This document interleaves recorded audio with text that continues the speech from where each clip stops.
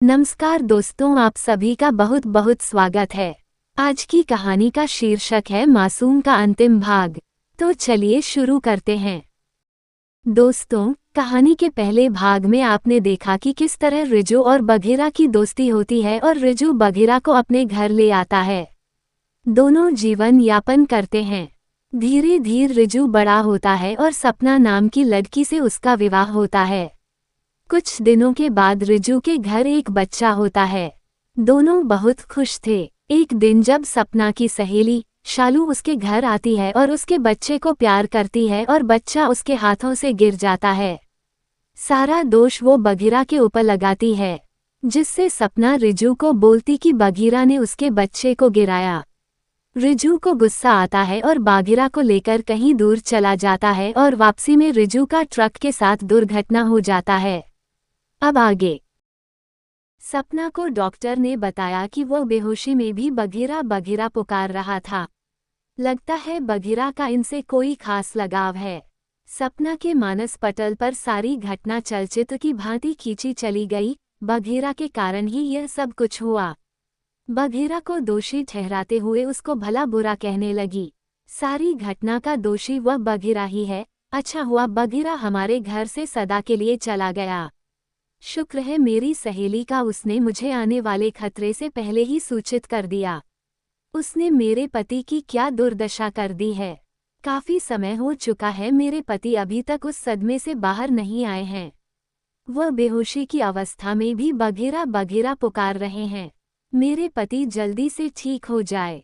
बघीरा अपने दोस्त से बिछड़कर उस स्थान पर आकर हर रोज बैठ जाता और टकटकी लगाकर हर आने जाने वाले पर नजरें गड़ाए रखता। उसे पूरा विश्वास था कि उसका दोस्त उसे लेने जरूर आएगा। उस मासूम के मन में एक बार भी ख्याल नहीं आया कि उसका दोस्त उसे यूं तन्हा छोड़ सकता है। क्या मेरे दोस्त को मेरी याद नहीं आई? वह मायूस होकर हर किसी आने जाने वाले राहगीरों के पीछे भागता। उन सभी के चेहरों में वह अपने दोस्त को ढूंढने की कोशिश करता रहता था। वह ठंडे स्थान पर रहने वाला प्राणी था। उसे गर्मी की आदत नहीं थी। कड़ी धूप में भोजन की तलाश में इधर उधर भटकता। जूठे खाने के ढेर में से लोगों के बचे हुए जूठे खाने को खाता। किसी न किसी तरह अपनी जिंदगी गुजार रहा था। उसकी इतनी सुंदर आंखें, भोला भाला चेहरा, मासूम सा, नियति ने उसे इतनी दर्दनाक स्थिति में पहुंचा दिया कि वह सारा दिन इधर उधर भटकता। उसे कभी भी इतने ट्रैफिक के बीच में चलने की आदत नहीं था। जैसे बच्चा अपनी माँ बाप की उंगली पकड़कर चलता है, वैसे ही वह अपने दोस्त के साथ हर जगह जाता था। एसी वाले कमरे में सोता था। अपने दोस्त के साथ बिस्तर पर उसके बिस्तर पर ही सो जाता। उसका दोस्त ही उसके लिए पूरी दुनिया था। अब वो इतनी दर्दनाक स्थिति में पहुंच गया था। हर आने जाने वाले लोग सब यही कहते, इसका मालिक कितना निर्दयी होगा जिसने इतने प्यारे मासूम से कुत्ते पर जरा भी दया नहीं। लोग अपने शौक के लिए ना जाने क्या क्या करते हैं। वह कुत्ता खरीदते वक्त ये भूल जाते हैं कि वह भी तो हमारी तरह एक जीव है। उसे भी तो महसूस होता है। उसे भी तो दर्द होता है। उसमें भी एक जीवन है। उसे अपनी शौक और मनोरंजन के लिए उसे पाल तो लेते हैं, मगर यह भूल जाते हैं कि वो कोई खिलौना नहीं है, जीता जागता प्राणी है। उसके लिए उसका मालिक ही उसका परिवार होता है। हमें उनके साथ अपने परिवार के सदस्यों जैसा ही व्यवहार करना चाहिए। उसे मनोरंजन की वस्तु समझकर नहीं पालना चाहिए। कुत्ते से ज्यादा वफादार कोई हो ही नहीं सकता। वह अपनी जान कुर्बान कर सकता है, परंतु अपने मालिक पर आंच तक नहीं आने देता। रिजू बेचारा तो दुर्घटना का शिकार हो गया था। वह अपने दोस्त को ढूंढने निकला तो अचानक उसकी गाड़ी एक ट्रक की चपेट से दुर्घटनाग्रस्त हो गई। वह आज तक बेहोशी की हालात में पड़ा जिंदगी और मौत के बीच झूल रहा है। बेहोशी में भी वह बघीरा बघीरा पुकार रहा था। एक दिन एक नीले रंग की गाड़ी के पीछे बघीरा दौड़ा। गाड़ी के पीछे भागते भागते वह हाँफ चुका था। वह उस गाड़ी के पीछे इसलिए भागा था क्योंकि उसके दोस्त के पास भी उसी तरह की गाड़ी थी। भागते भागते वह एक बाइक में सवार की चपेट में आ गया। उसकी टांग से खून निकलने लगा। बाइक सवार उसे डांटते फटकारते हुए कहने लगा, तुझे मरने के लिए मेरी ही गाड़ी मिली थी। वह बाइक वाला उसे गालियां देकर वहां से भाग गया। ये सब दृश्य वह नीले रंग की गाड़ी वाला व्यक्ति देख रहा था। उसकी चोट से बेहाल होकर बघीरा एक ओर बैठ गया। इतना सुंदर कुत्ता जिसको सब लोग देखकर मोहित हो जाते थे, वह आज हड्डियों का ढांचा बन गया था। उसकी सांसें तो अपने दोस्त से मिलने के लिए बेचैन थी। करण गाड़ी से उतरा। उसने उस कुत्ते को प्यार से सहलाया, अपनी गोद में लेकर प्यार किया। बघीरा की आंखें भी अपने मालिक को ढूंढते ढूंढते थक गई थी। उसे बहुत ही तेज बुखार था। करण की शक्ल उसके दोस्त से मिलती जुलती थी। थोड़ी सी मुस्कुराहट बघीरा के चेहरे पर दिखाई दी। उसके गले में पट्टा देखकर उसने अंदाजा लगा लिया था कि यह किसी का पाला हुआ है। यह अपने मालिक से बिछड़ गया है या इसके मालिक ने इसे छोड़ दिया है। देखने में तो बहुत ही चतुर दिखाई देता है। कुछ भी हो जाए वह इस कुत्ते को नहीं छोड़ सकता। कुछ इंसानियत तो उसमें भी बाकी है। उसको वह पास के सिटी अस्पताल में ले गया, उसका इलाज करवाया। वह सोचने लगा जब तक वो पूरी तरह ठीक नहीं हो जाता तब तक वो इसको अपने घर में ही रखेगा। करण को उससे प्यार हो गया। उसके पट्टे पर बघीरा नाम खुदा हुआ था। जब करण उसे बघीरा बुलाता तो बघीरा की आंखों से खुशी के आंसू छलक पड़ते। काफी दिनों बाद उसे किसी ने इस नाम से बुलाया। एक दिन शालू अपनी दोस्त सपना से मिलने उसके घर गई। शालू उसे देखकर चौंक गई। शालू अपनी सहेली को देखकर उसे कहती है कि ये क्या हालत बना ली है। क्या बात है, ठीक ढंग से खाती पीती नहीं हो। सपना बोली, क्या बताऊं, तुम भी तो मेरी खोज खबर लेने नहीं आई। मुझ पर जो बीती मैं तुम्हें बताती हूँ। शालू बोली कि मैं अपने घर गई हुई थी। मेरी शादी तय हो गई है इसलिए मैं तुम्हारे पास आ नहीं सकी। आज भी मैं अपने शादी का कार्ड देने आई हूँ। शालू जीजाजी के बारे में पूछी। जब सपना ने उसे अपने पति रिजू के बारे में बताया तो वह ये सुनकर बहुत दुखी हुई कि उसके पति बेहोशी की अवस्था में है। एक दिन जब मेरे पति बच्चे की ओर ध्यान न देकर बघीरा को अपने हाथ से खाना खिला रहे थे तो मैं गुस्से में अपने पति को अनाप-शनाप कह गई और ये भी कहा कि बघीरा हमारे बच्चे को नुकसान पहुंचा सकता है। मेरे पति कहने लगे, बघीरा तो कभी भी हमारे बच्चे को नुकसान पहुंचा ही नहीं सकता। वो अपनी जान कुर्बान कर देगा मगर हम पर कोई आंच नहीं आने देगा।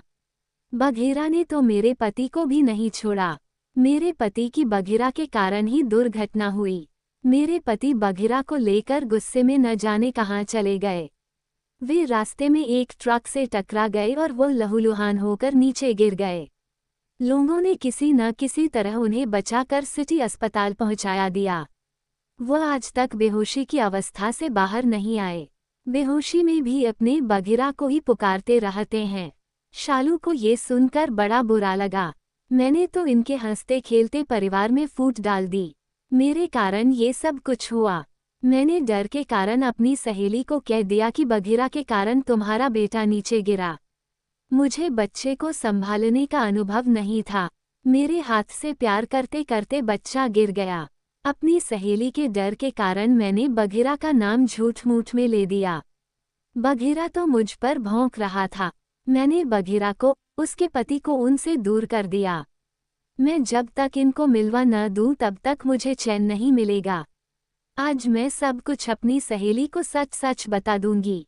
सपना बघीरा को ही अपने पति की दुर्घटना का कारण समझती है। शालू बोली, बहन मुझे माफ कर दे। जब मैं उस दिन तुम्हारे घर आई थी, बच्चे को गोद में लेकर प्यार कर रही थी, पालने में रखते रखते तुम्हारा बच्चा मेरे हाथ से नीचे गिर गया। मैंने तुम्हारे डर के कारण झूठ मूठ में कह दिया बच्चे को बघीरा ने गिराया है। बघीरा तो बच्चे को गिरता देखकर मुझ पर भौंक रहा था। सपना ने जब ये सुना वह हैरान हो गई। वह सोचने लगी, आज तक मैं अपने पति की दुर्दशा का कारण बघीरा को समझती रही। उस मासूम की तरफ तनिक भी ध्यान ही नहीं दिया। वह तो हमारे पास बहुत वर्षों से रह रहा था, जब तक मेरा बेटा भी पैदा नहीं हुआ था। गुस्से में मैं आज तक उसे क्या क्या गालियां देती रही। मेरी बुद्धि भी मंथरा जैसी बन गई। मैं अपने बघीरा के प्रति इतनी निष्ठुर कैसे हो गई। मेरी जीभ जल क्यों नहीं गई। ये मैंने क्या अनर्थ कर डाला। सपना को शालू ने बताया कि डॉक्टरों ने उसे बताया अगर 1 महीने तक बघीरा को ढूंढकर नहीं लाओगे तो वह कभी भी ठीक नहीं हो सकते। इससे पहले कुछ अनर्थ हो जाए मुझे बघीरा को ढूंढ कर लाना ही होगा। बघीरा जिंदा भी होगा या नहीं। एक दिन सपना जब करण से मिलने गई तो उसने वहां पर एक कुत्ते को देखा। सपना को देखकर वह जोर जोर से उस पर भौंकने लगा। करण बोला न जाने ये किसका पालतू कुत्ता था। वो एक व्यक्ति की बाइक से टकरा गया था। उसे की टांग में चोट लग गई। मैं उसे अपने घर ले आया। मैंने सोचा था कि मैं उसे ठीक होने के बाद छोड़ दूंगा, परंतु अब मैं उसे नहीं छोड़ सकता। मुझे इसके साथ प्यार हो गया है। बघीरा शालू पर भौंकता जा रहा था। वो उसके गले में पट्टा देख और करण ने जब उसे बघीरा पुकारा, वह दौड़ता दौड़ता उसके पास जाकर उसे चाटने लगा। सपना अपने मन में सोचने लगी कहीं वही तो बघीरा नहीं। वह तो बहुत ही सुंदर बड़ी बड़ी आंखों वाला था। ये तो कमजोर हड्डियों का ढांचा है। उसके पास जाकर जब उसने पट्टा देखा वह तो वही पट्टा था जो उसने और उसकी सहेली ने बघीरा के लिए खरीदा था। उसने बघीरा को खूब प्यार किया। उसकी आंखों में खुशी के आंसू चमकने लगे। शालू ने अपने पति को बताया कि यह कुत्ता तो मेरी सहेली का है। उसने सारा वृतांत करण को सुनाया। सपना को डॉक्टरों ने बताया कि अगर तुम अपने पति को बचाना चाहती हो तो जल्दी से जल्दी बघीरा को ढूंढ कर ले आओ। आज भी मेरी सहेली ने मुझे कहा कि अपने पति से कहना हमारे बघीरा को ढूंढने में हमारी मदद करे। एक दिन जब मैं अपनी सहेली के घर शादी का कार्ड देने उसके घर गई तब मुझे मालूम पड़ा कि 1 साल से उसके पति बेहोश है। वह जब कभी बेहोशी से उठते हैं तो बघीरा को ही पुकारते हैं। सपना बोली एक दिन जब मैं उसके बच्चे से खेल रही थी। बच्चे को उठाने का मुझे अनुभव नहीं था। बच्चे को पालने में रखते रखते सपना का बच्चा मुझसे नीचे गिर गया। ये देखकर बघीरा आया और मुझ पर भौंकने लगा। मैंने अपनी सहेली के डर के कारण अपनी सहेली को कहा बघीरा ने तुम्हारे बच्चे को गिराया है। वह सच मान बैठी। वह अपने पति पर हर रोज दबाव डालती रही कि बघीरा को कहीं छोड़ाओ। अपनी पत्नी से परेशान होकर गुस्से में वह घर से निकल गए। सारी रात घर नहीं आए तो दूसरे दिन सपना ने उसे पास के सिटी अस्पताल में उन्हें जिंदगी और मौत के बीच जूझते पाया। सारी कहानी सुनाने के बाद शालू बोली आप ही मेरी सहेली के पति को बचा सकते हैं। करण बोला बघीरा मुझसे घुल मिल गया है। एक शर्त पर मैं सिटी अस्पताल चलने के लिए तैयार हूँ। रिजू के ठीक होने के बाद मैं बघीरा को अपने पास ही रखूंगा। शालू बोली इस वक्त तो किसी की जान बचाना हमारा पहला कर्तव्य है, बाकी बाद में देखा जाएगा। शालू अपने पति करण और बघीरा के साथ सिटी अस्पताल में पहुंच गया। बघीरा रिजू के बिस्तर के पास जाकर भौंकने लगा। रिजू के चारों ओर डॉक्टर खड़े थे। वे उसे ऑक्सीजन चढ़ा रहे थे। बघीरा उसके बिस्तर के पास चक्कर काट रहा था और वह मायूस सा आंसुओं के सैलाब को रोके हुए जोर जोर से भौंकने लगा मानो कह रहा हो उठो दोस्त, जल्दी से मुझे गले लगा लो। काफी समय तक जब रिजू नहीं उठा तो उसी वक्त बघीरा भी बेहोश होकर नीचे गिर गया। डॉक्टरों ने उसे इंजेक्शन देकर ठीक कर दिया। बघीरा उठा और दौड़ दौड़ा अपने दोस्त के पास जाकर फिर एक बार फिर भौंका। रिजू की आंख खुल गई। बघीरा उसे चाटने लगा। रिजू ने उसे कसकर गले से लगा लिया। तुझे मुझसे कोई अलग नहीं कर सकता मेरे दोस्त। उन दोनों की दोस्ती देखकर हर आने जाने वाले लोग और डॉक्टर भी दंग रह गए। रिजू को ठीक होते होते 1 महीना लगा। बघीरा तो अपने दोस्त को छोड़ने का नाम ही नहीं ले रहा था। शालू को करण ने बताया कि जैसे ही रिजू ठीक हो जाएगा वह अपने बघीरा को अपने पास ही रखेगा। एक दिन करण ने रिजू को पूछा तुम कैसे दुर्घटना के शिकार हुए। रिजू ने सारा वृतांत कह सुनाया कैसे अपनी पत्नी के बार बार परेशान करने पर वह अपने बघीरा को छोड़ने के लिए राजी हो गया। उस दिन बारिश बहुत तेज हो रही थी। बघीरा खुश हो रहा था मेरा दोस्त मुझे खेलने ले जा रहा है। वह बारिश के मौसम में बघीरा को दूर दूर तक घुमाने ले जाता था। उस दिन जैसे ही उसे एक स्थान पर छोड़कर वापस आ रहा था, एकदम उसने दोबारा बघीरा को घर वापस लाने के लिए गाड़ी मोड़ दी। ये मैंने क्या कर दिया? मैं अपने बघीरा को ऐसे कैसे अकेला छोड़ सकता हूँ? यही सोचता हुआ गाड़ी चला रहा था। अचानक उसने सामने एक खतरनाक मोड़ को भी नहीं देखा। उसकी गाड़ी एक ट्रक के साथ जा टकराई। उसके बाद आज जाकर उसे होश आया। करण बोला, मैं तुम्हारी दोस्ती देखकर तुम्हें तुम्हारा दोस्त लौटाने आया था। मैं अब बघिरा को तुम्हें वापस नहीं करूंगा।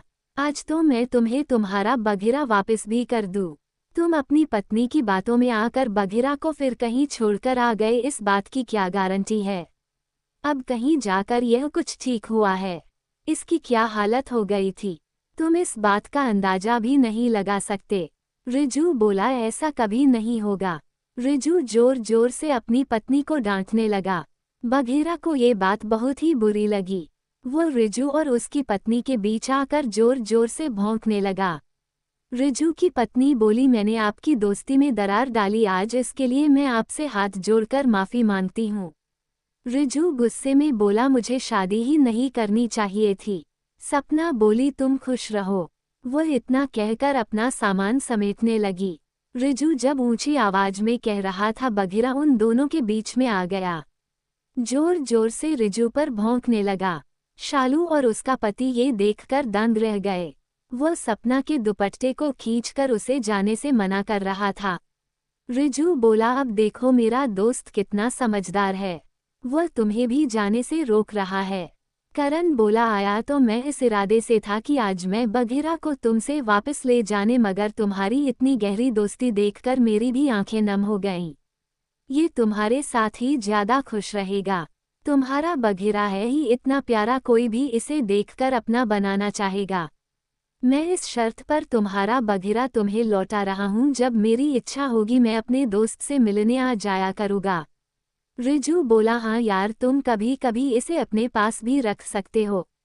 सपना खुश होकर बोली, मैंने आज एक दोस्त को दूसरे दोस्त से मिला दिया। आज वह असली मित्रता का मतलब समझी है। दोस्तों, ये थी आज की कहानी। उम्मीद है कि आपको ये कहानी पसंद आई होगी। कहानी पसंद आई हो तो कमेंट्स, लाइक और शेयर जरूर कीजिएगा, और चैनल पर नए हैं तो सब्सक्राइब जरूर कीजिएगा। तो मिलते हैं एक नई कहानी के साथ। चैनल में बने रहने के लिए बहुत बहुत धन्यवाद।